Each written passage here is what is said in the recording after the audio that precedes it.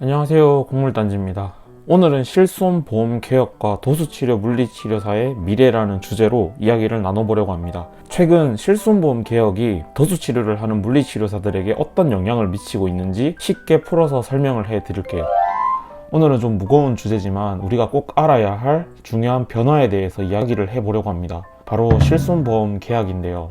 이 변화가 도수치료를 전문으로 하는 우리 물리치료사들에게 어떤 영향을 주고 있는지 함께 살펴보겠습니다. 우선은 실손보험 개혁이 무엇인지에 대해서 알아봐야 되겠죠. 실손보험은 환자 부담을 줄여주는 보험으로 병원비나 치료비의 일부를 보상해주는 제도입니다. 그런데 정부와 보험사들이 의료비 지출을 줄이기 위해서 보험 정책을 꾸면서 실손보험 개혁이 진행되고 있습니다.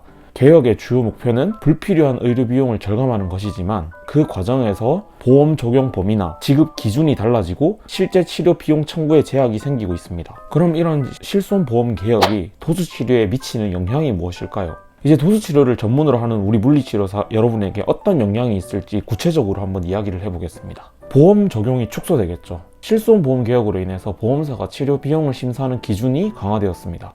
예전에는 보험 적용이 넓었지만 이제는 도수치료와 같이 비교적 시간이 많이 들고 인력 기술이 필요한 치료에 대해 보험 지급이 어려워질 수 있습니다. 그리고 환자 부담이 증가되었습니다.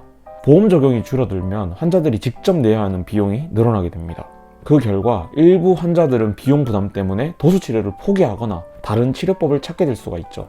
이는 결국 도수치료를 제공하는 물리치료사의 예약 건수나 수익에 직접적인 영향을 미치게 됩니다. 우리 물리치료사들은 어떻게 될까요? 당연히 경쟁 심화와 서비스의 차별화를 필요로 해야 됩니다. 보험 정책 변경으로 인해서 수익성이 낮아진다면 물리치료사들 사이의 경쟁이 더욱 치열해질 수 있습니다. 이런 상황에서는 환자들에게 더 높은 가치를 제공할 수 있는 서비스 차별화와 전문성 강화가 필요하겠죠. 그러면은 우리 물리치료사들은 어떻게 대응하고 대응 방안은 어떻게 세우고 또 미래 전망은 어떻게 될까요?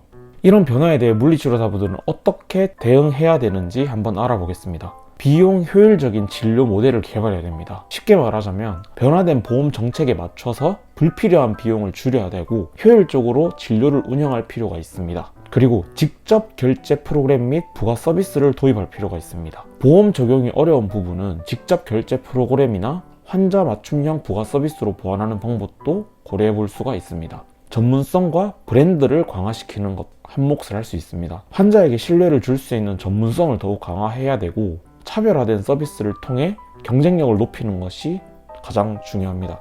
자, 여러분, 오늘은 실손보험 개혁이 도수치료를 하는 물리치료사들에게 어떤 영향을 미치는지에 대해서 알아봤습니다. 비용 절감과 보험 적용 축소로 인해 환자 부담이 늘고 그 결과로 치료 건수가 줄어들 가능성이 있지만 우리는 모두 새로운 기회와 도전을 통해 변화에 적응을 해야 될 것입니다. 미래는 불확실하지만 우리가 준비하고 혁신한다면 분명 좋은 방향으로 나아갈 수 있을 겁니다. 구독과 좋아요 잊지 마시고 다음에는 더 유익한 정보로 돌아오겠습니다. 안녕.